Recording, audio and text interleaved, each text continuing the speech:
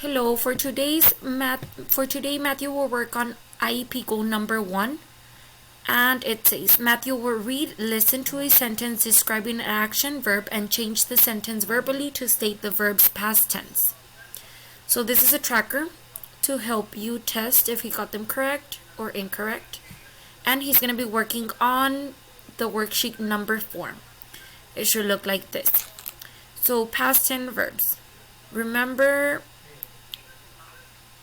past tense is something that already happened, and it says today I will brush my dog's hair. Yesterday I blank my dog's hair. So describe brush in past tense, and so on and so forth for the rest of the worksheet. So worksheet number 4 in your goal number 1. For your goal number 2, you're going to be doing the same thing as the other weeks.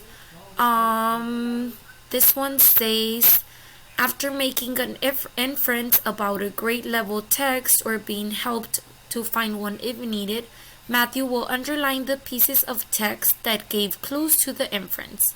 So let's move on to your story, and it's going to be the worksheet number 4 as well. So you're going to read this short story. Remember, you don't have to do the questions, and underline your keywords. This particular worksheet has 4 assignments, but you're only going to grade 1. So you could use 2 for practice and 2 for test, or 3 for practice and 1 for test.